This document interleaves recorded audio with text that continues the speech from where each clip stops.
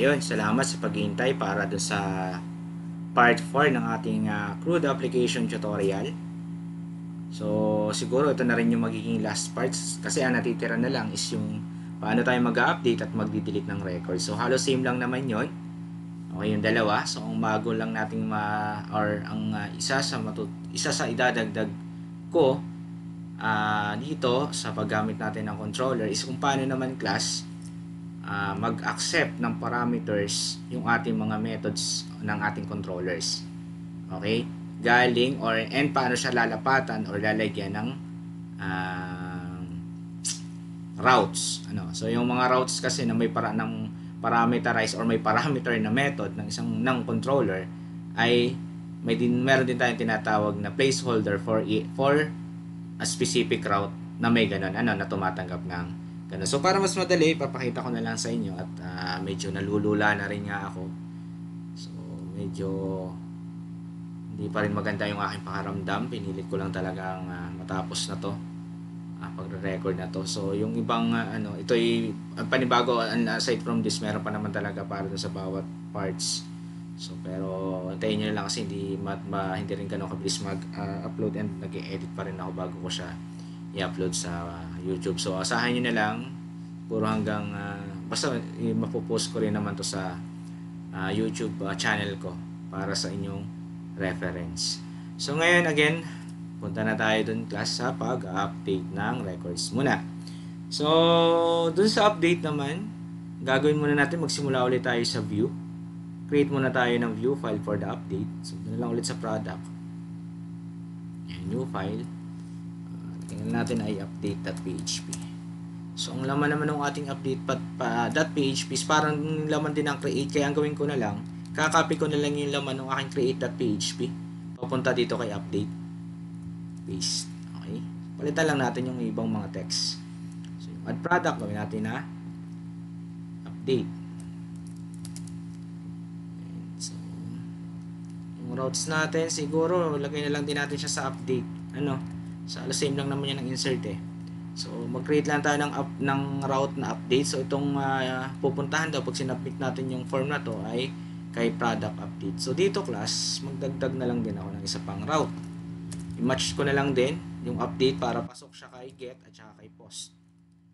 Dito naman kay controller, yung controller natin. I-create na lang tayo ng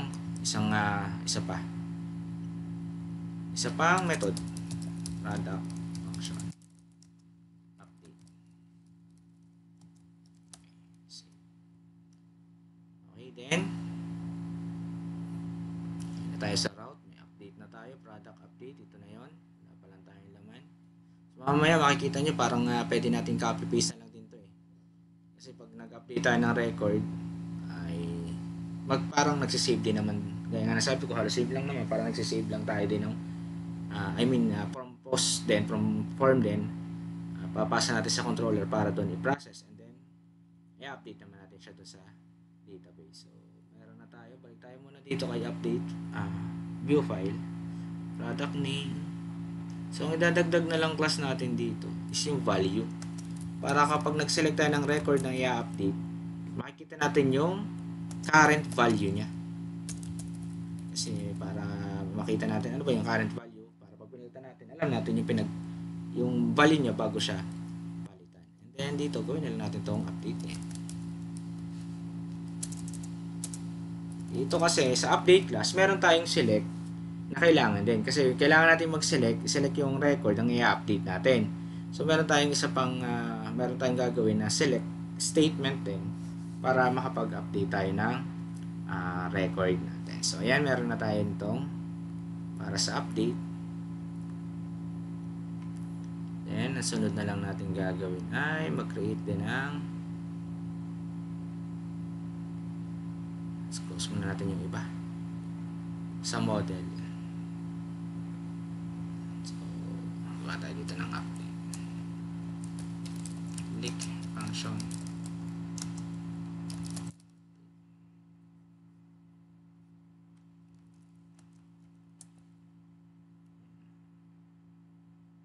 Then dito magdagdag, sabi ko sa inyo magagawa din tayo dito sa model natin ng isa pa para mag-read naman. So, pwede nating get 1. Gumawa lang tayo ng method ng get 1. So, para doon sa specific record. Pangkuha natin ng specific record. Okay? So, get 1 and then yung mismong pag-update. So, dito class, this, yan lang din. Get, db rather. Table, products. Ito na tayo gagamit class ng where clause. Where, so, para makuha natin yung specific where, halimbawa ay sa ID tayo mag-rely, ID, comma, tapos yung value niya, halimbawa ay ID. So itong ID na to manggagaling halimbawa kay dito, pasa na lang natin. So halimbawa ito galing kay controller yung value nito, parang ganun din dito.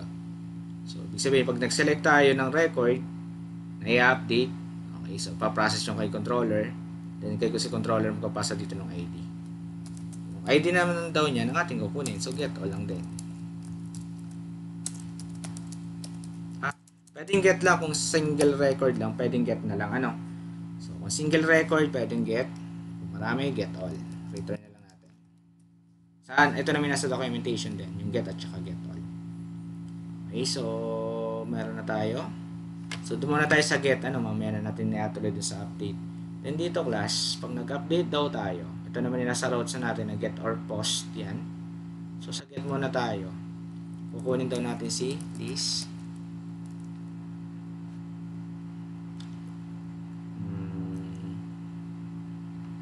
Tawagin pala view product, ano pangalan ng ating update.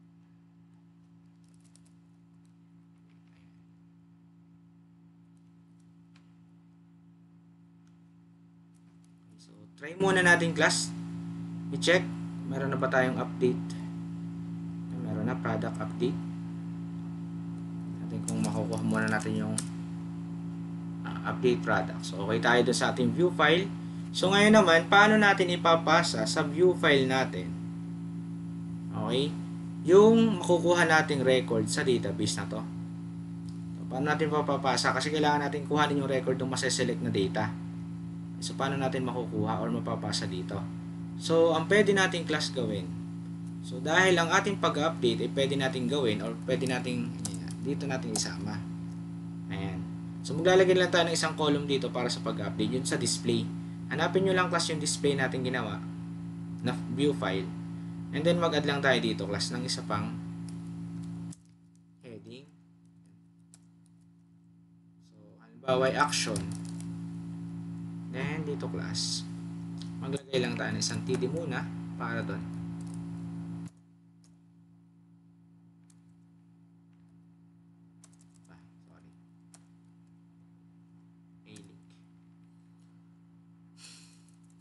Okay? So, gamitin din natin ulit dito si site URL. Ito yung pang-create or pang-punta doon sa site. Pang-punta doon sa link. Parang ganun, href ang katumbas. Then yung ating routes. So, product.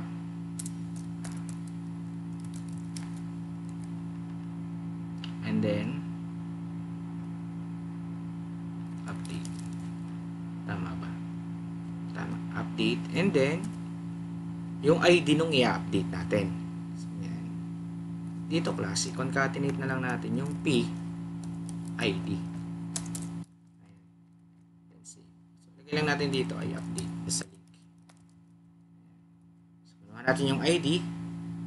Okay. Yun. Yung ating route, product, update, tapos yan, ID. So, try natin ngayon.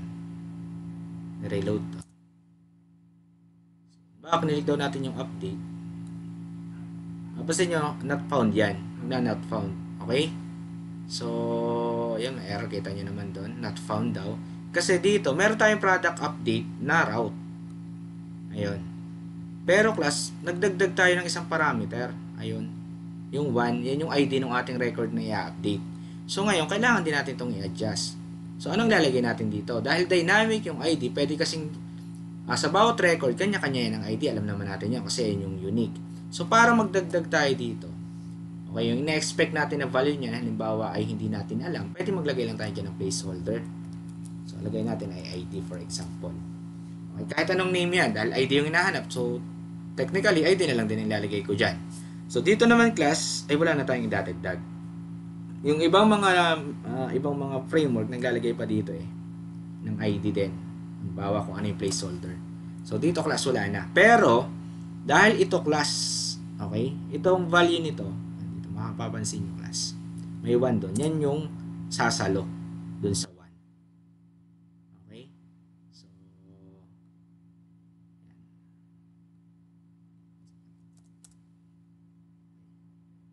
dahil may parameter doon, so nga pala, hindi kasi dito pwede yung any yung ang tawag doon sa pwedeng lagyan na lang to ng ganito sa ibang language para parang hindi siya required, hindi siya mandatory. Pero dahil walang ganun dito, so kailangan mo magdagdag ng dalawa.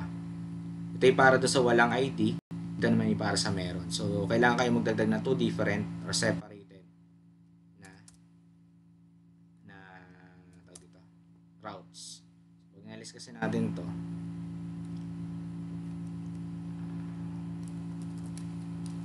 So, yan pa yung wino-workout ko dun sa routing natin Ayan, error yan. So,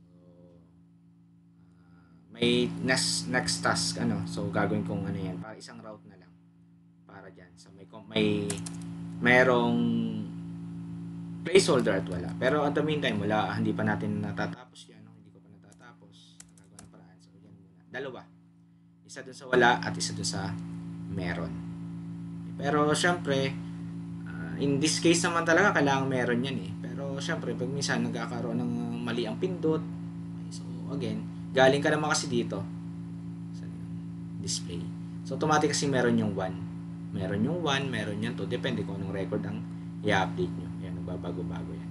So pwede namang huwag nyo na rin itong isama kasi wala ka naman talagang route na walang sa update na walang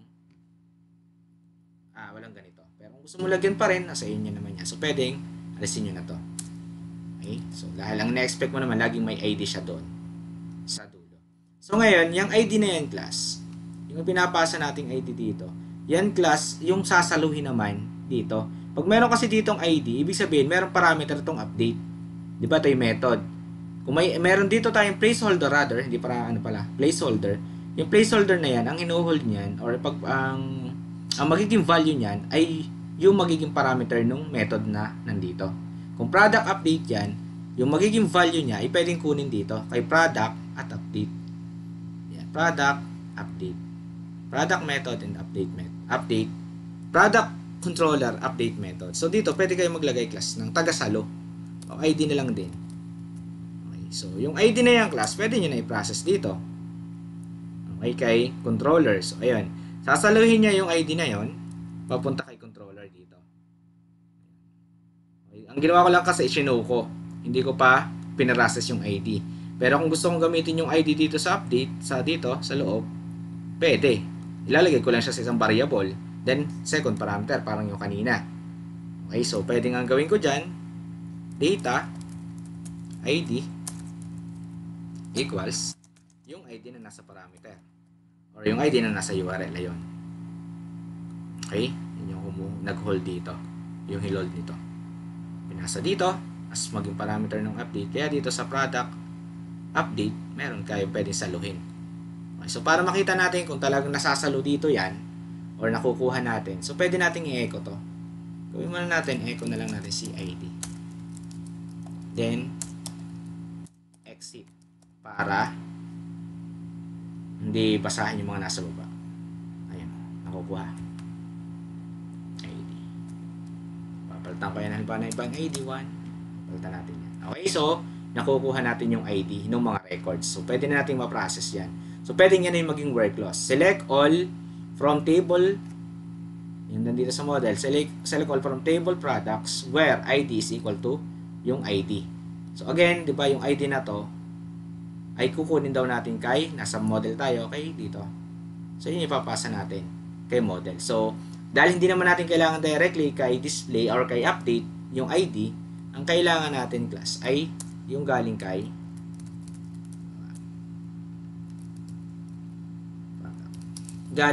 model.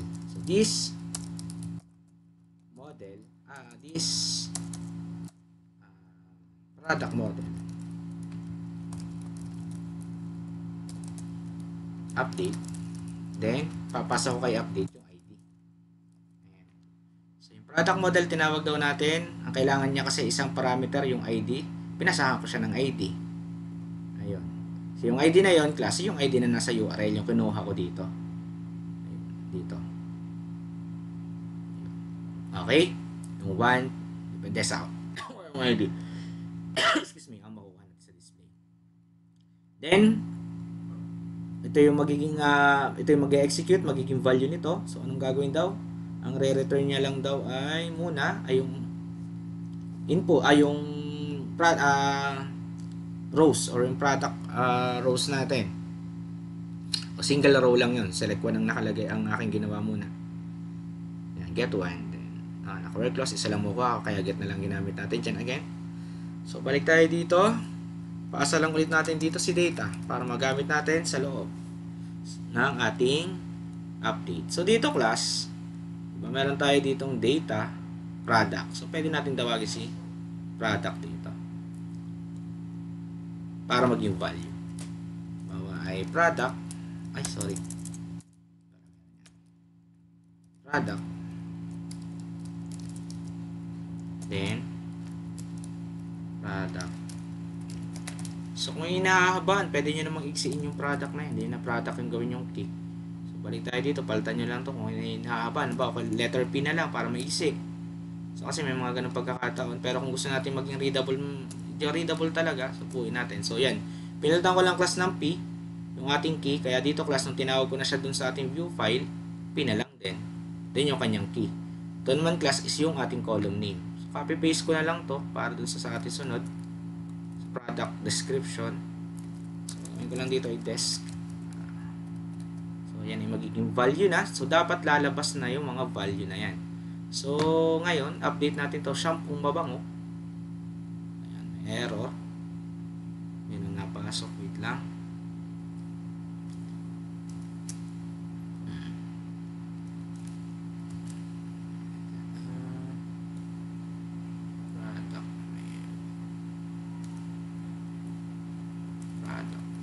Product description.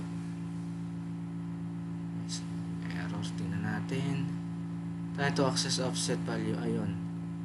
So, try natin yung i-debug muna dito. Update. Okay.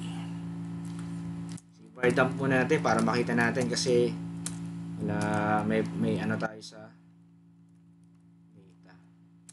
P. Exit. Para hindi na mag-execute yung mga nasa baba. Okay, so, reload lang natin. So, null. Wala tayong nakuhang record. Pero dapat ay meron. So, wait lang natin. Tingnan natin. Debug.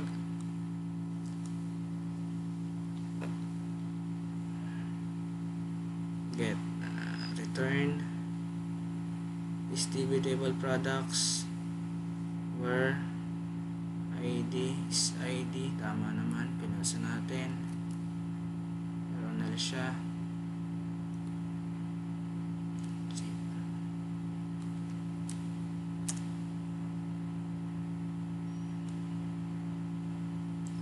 Natin dito.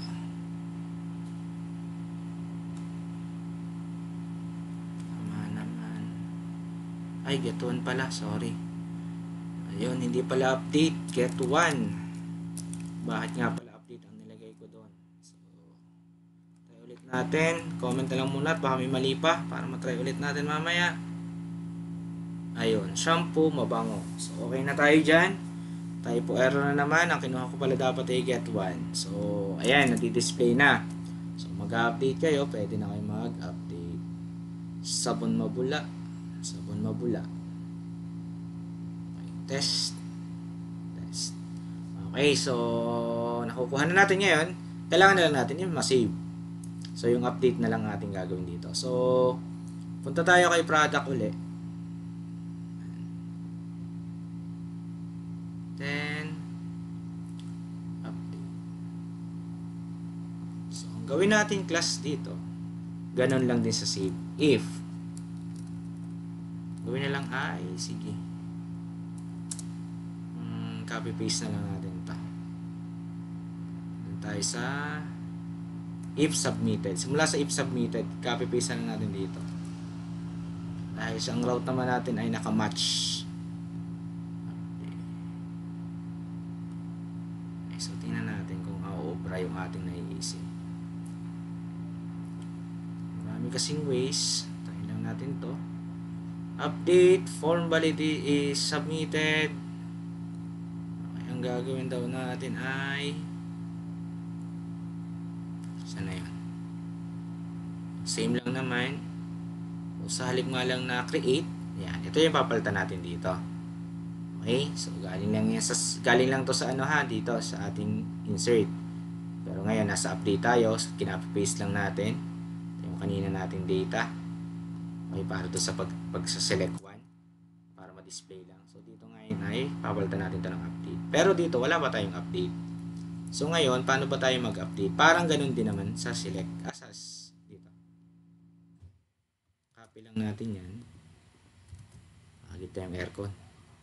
Namamatay. Then, so update yan. So palitan lang natin to ng update. Save lang natin yan. Okay. TV products, update daw natin yung dalawang columns. So try natin ngayon. So dito product, palitan natin to ng update. Okay.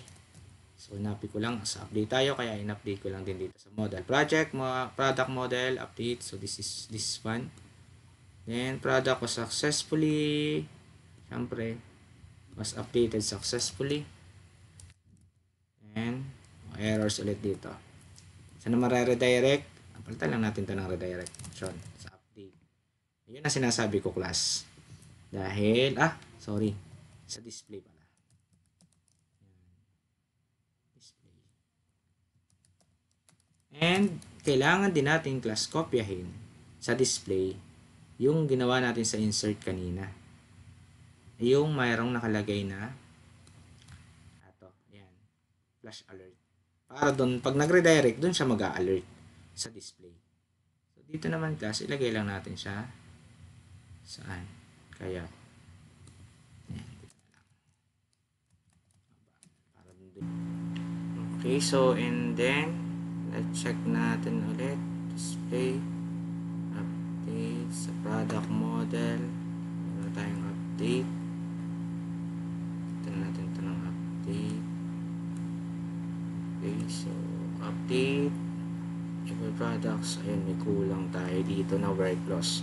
So dito class sa product natin, makukuha naman natin yung ID ng ating i-update. So pasa na lang natin dito para mailagay natin sa work loss. So lagay lang natin sa dulo kung saan part nyo gusto. Pero again, dapat ay positional yan. So dito sa ating product model ay kailangan din natin ilagay dito sa dulo. Ayan. So then sa before we update, lagay tayo ng work loss. Lagay lang natin dito yung ID nung i-update natin. Then yung value ng ID na galing kay controller. Na nakuha naman niya doon sa URL kanina. So update. So tingnan ulit natin. Update where ID. Send ID. Then update. Then balik tayo. So check ulit natin kay product kung okay na tayo dito. Post. Ano na tayo dito? ID. Get one. Then sa routes natin. Okay, sa update natin. Ang route natin ay may parameter yung ID. So dapat ay tama. Update ng baba. Okay tayo doon. Pero dito sa update, ayun, i-access natin daw yung route na product update pero wala tayong parameter dito kaya mag-e-error yan. So mag-not found yan. So lagyan natin dito ng parameter. So pwede natin kunin. So ang tanong natin, paano natin makukuha? So nandito tayo ngayon. So paano natin makukuha yung 1? Yung 1 na yun. Para yun ang ipasa din natin dito. So diba itong form na to ay ito. So, paano natin makukuha yung 1? So, meron din tayong function na tinatawag na segment. So, pwede natin kunin yung mga segments na yan, itong mga value na to, ito, at saka ito. At yung mga susunod pang mga segments dyan. Sa pamamagitan ng kanyang index. Okay? Kanyang number of segment pala. So, kung ito ay 1, segment 1, segment 2, segment 3. Ibig sabihin, para makuha natin si 1, kailangan natin tawagin si function segment, then yung value na, o yung parameter niya na 1. So, segment, ito klase yung segment function, ay activated din yan kapag in-enable nyo si URL. Okay, URL helper. So, ang parameter na yan, ilalagay natin is yung pang ilang segment siya. So, kung gusto natin kunin is si 1, ipang tatlong segment siya. So, bali 1, 2, and 3. So, may kasunod pa yan. So, bilangin nyo lang kung pang ilang segment mula sa base URL. So, 3, para makuha natin yung 1. Para hindi tayo mag-error dito sa routes. Ayun. So, ngayon, try ulit natin. So, test na lang. I-update natin. Gawin natin itong lotion. Malagkit. Ayan. Update. Product was successfully updated. Ayun. Update natin yung ating product. So, yan. Ganun lang, class. Okay. Parang sa save lang tayo or sa insert. Okay, tayo nakakapag-update na tayo ng record. And yung last ay yung ating pagdi-delete. So, paano naman tayo class daw magdi-delete? So, ganun din lang. Ang gagawin muna natin sa action, sa action column, sa display. So, magdagdag ulit tayo ng isa pa. Pero again, hindi na yan column. Hindi na another column nga. So, inside that column pa rin, magdagdag lang tayo dito ng isa pang sa loob ng TD, magdagdag pa tayo ng isang item. So, para mas maganda, enter na lang natin. Then, ang gawin natin separator ay yung ganun, yung mahaba na lang. Lagyan ulit tayo dito na copy na lang natin to. Nice. Copy. Then, paste. Save. So, dito man, lagay lang natin class ay delete. Same lang yan ang update class, pero mas mabilis to dahil hindi natadaan sa isang form pa. So, gawin lang natin dito, delete. Delete up, same ID naman ang kukunin natin para yung record lang na gusto natin i-delete, yan ang madi-delete. So, ayan. Delete. Delete 1, delete 2, delete 3. Sunod-sunod lang yan. Then, meron na tayo. Gagawa lang tayo ng route na delete.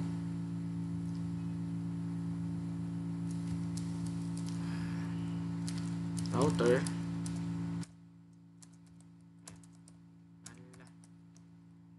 Get. Sa get method lang naman. Product. Delete. Then, same lang din. Kailangan ID. Terminator. Then, send down natin. Sino tatawagin natin? Magdagdag lang din tayo dito ng delete. Sa ating product controller. Public function delete. Lagyan natin ang ID. Same lang sa update yan. Sabi ko sa inyo. Kasi pag in-access daw natin yun, bawa ito, kuha natin yung ID. And dito class, balik tayo sa route. Gawa lang ako doon ng method na delete. So, saan doon natin na ilalagay yan? Sa product. Then, delete naman na method. Okay, so, dahil meron dito tayo placeholder, may parameter tayong na-expect. Kaya meron tayo ditong ID. Then, punta tayo ng product model, mag-create lang ulit tayo dito. Public function delete. Okay. Then, yung ID ng i-delete, galing din to kay controller. Pag tinawag natin si delete kay controller, papasa nyo yung ID. Then, return lang natin. Return this db table. Ano pangalan ng table? Products. Then, where clause pa rin. Siyempre, madidelete lahat yan pag hindi natin nilagyan ng where clause. ID. Then, ang kanyang method naman ay delete. Wala nandito yan kasi i-delete lang natin yan. So, yan lang yung ating syntax. Query builder method. Then, tatawagin natin yan dito kay product. Pag in-access daw natin si delete method, ano sabi kay router, pag in-access daw natin to, ang kanyang execute ay yung product controller delete method. So ito yon. Then kung gusto daw natin, pag access daw natin itong method na to, ang tatawagin naman natin is si product model at saka yung delete method ni product model. So dito naman, yung gawin lang natin, if, lagyan natin sa condition yun. Dahil ang output kasi ng create, update, delete ay boolean. Kapag successfully updated, deleted, created, true. Kapag failed yan ay false. Kaya pwede natin ilagay sa condition if db, successful daw, if db, sorry, product model delete. Pasa natin yung ID na galing sa URL. Ayan. Okay, ito yan, nasa delete. Ayan, delete. Okay, so muna click natin yan, then close, ay sorry, conditional pala yan. Save, then this product model delete ID. Lagay lang natin ay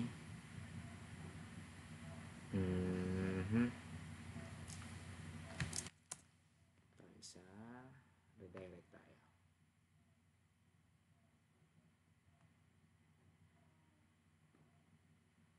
Success message para mag-redirect tayo sa display din. Success product was deleted successfully. Else naman ay ito na lang din. Gawin naman natin danger. Something went wrong na lang. Something went wrong. Please try again later. So parang ganun, bahala na kung gusto nyo pang dagdagan. So ito class, ang mangyayari ko dito, pag dinelete nyo, hindi na yung magtatanong. Okay, pero pwede nyo naman lagyan ng JavaScript na mag-a-alert if sure kayo na gusto nyo talagang i-delete. Pero for the sake of this example, hindi ko na muna or hindi ko na siya lalagyan. Pwede kayo maglagay ng sa on-click. Na merong question kung i-delete nyo or hindi. So, try natin class mag-delete. So, si Milk, yung huling record nilang i-delete natin. Delete. Product, delete, was deleted successfully. So, okay na yung ating pag-delete. So, again, pwede nyo pa kayo mag-question kung gusto nyo i-delete. Kasi pag mag-delete kasi dapat talagang nagtatanong muna. Okay, so, ayun. Okay na tayo dun sa ating CRUD application. So, meron na tayong display. Ayan. Ay, nakakapag-add na rin tayo. So, wala pala tayong button dito sa display ng adding. So, maglagay tayo dito ng button sa display. So, dito na lang sa ilalim ng table. O sa ibabaw ng table, bahala kayo kung saan nyo gustong ilagay. Halimbawa ay dito na lang. So, lagay lang tayo ng button.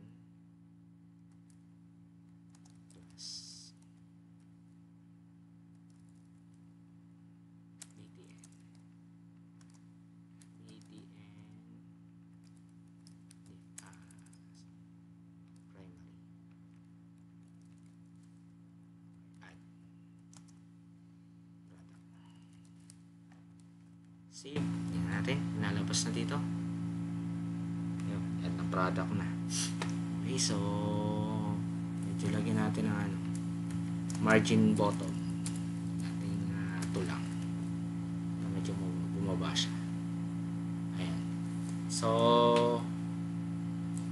kaso wala tayong link pala. So pwede pa lang gawin natin sa halip ng button class.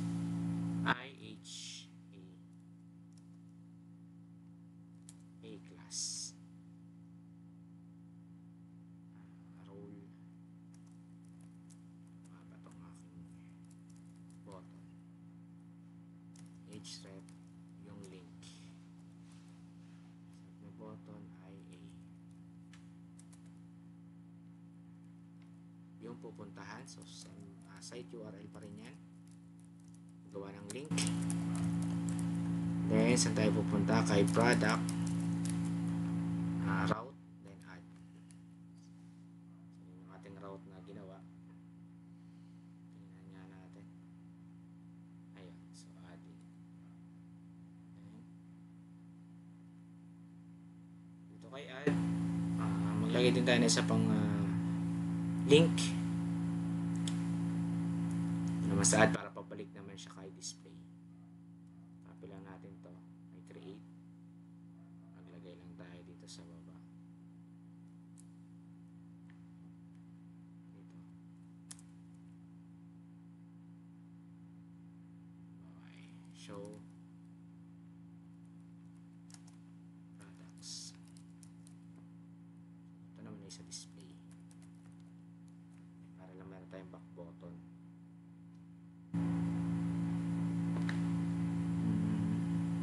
Di pantay. Kaya nyo na, ayusin nyo na lang para sa ano. Ayan. Okay, so meron na rin tayong add. Okay, try ulit natin mag-add. Halimbawa ay cookies. Sarap. Add. Okay, show products para makita. Meron na tayong cookies. Masarap yung shampoo.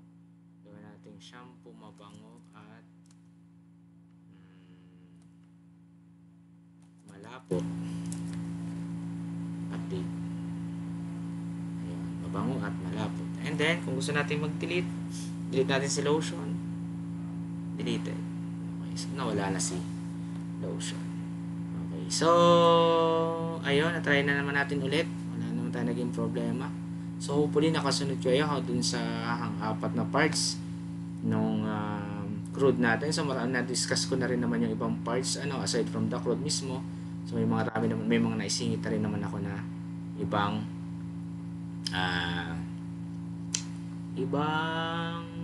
topics So class ito yung landing page gaya na sabi ko sa inyo. So may explain pa rin ako dito sa inyo. Kung gusto niyo palitan class itong landing page.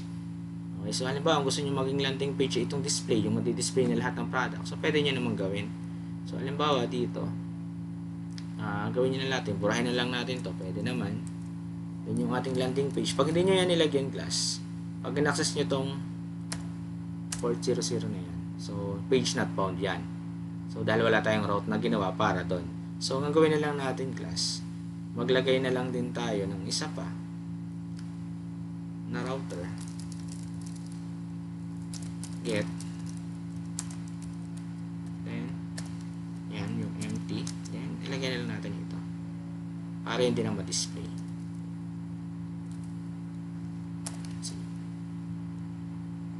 Meron na yan. Add product. Show products. Okay. So, yan. Laro-laroin nyo lang yung sa route. So, mapapansin nyo din. Dito class sa route. Papansin lahat may product. Ito, product. So, kung gusto nyo class i-group yan, pwede rin yan kay route. Okay? So, paano siya i-route? Parang ang gagawin nyo, sa halip na paulit-ulit itong product na to, ipasok nyo na lang itong display, add, update, delete dun sa loob ng product. Sa pamamagitan ng routes grouping.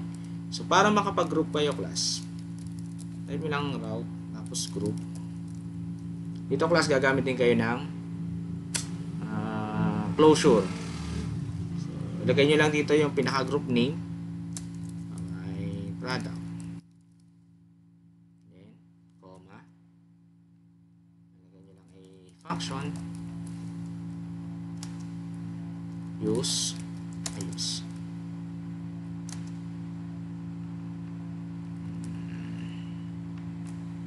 Router. Para makapaggamit kayo yan. Okay, save. Para magamit itong router pa rin sa loob. Okay? Group na yan. So, pag mag-add na kayo nito, class, pwede nyo itong ipasok sa loob. Pero, ayan, pasok nyo lang siya sa loob. Aalisin nyo na lang to. Magiging display, magiging add na lang yan. Product, update, tsaka delete. Then, save nyo. Naka-group na siya. Ibig sabihin, dadaan lahat siya dito para ma-access nyo. Ganun pa rin naman ang mangyayari dyan. Add. Nagbago yung products. Updates. So, yan. Yan naman class yung tinatawag natin na grouping. So, pwede kayong mag-group ng routes. Or para mas maganda nga naman. Mas maganda talaga yan. Nakasalansan. So, per route ninyo, nakasalansan yung mga under doon sa group na yan. So, that ends my simple tutorial about crude application using Lavalas framework. So hopefully ay magamit nyo to dun sa mga projects na gagawin ninyo gamit si Lavalas. And then ito naman, again, sabi ko nga sa inyo, the foundation naman is lagi ng mga dinedevelop natin mga application is yung CRUD functionality. So marami pa naman dyan mga iba pang, syempre nakadepende pa rin naman sa inyong functionality ang magagamit nyo dun sa mga query builder functions na available. So class, pwede rin kayo gumamit dito kung kayo gusto nyo ng ORM, yung Eloquent or Eloquent, ano mang pronunciation ni Laravel doon. So, pwede rin kayo gumamit doon para sa ORM or other ORM libraries. May mga nadadownload naman. I mean, meron namang pwede kayong install using Composer dito. So later ko na lang din i-discuss kung paano siya gamitin yung Composer. So pero again, pakadaming benefits ng paggamit nun, lalo na yung mga active na mga repositories na pwede nyo gamitin using Composer. So that ends my tutorial and peace out.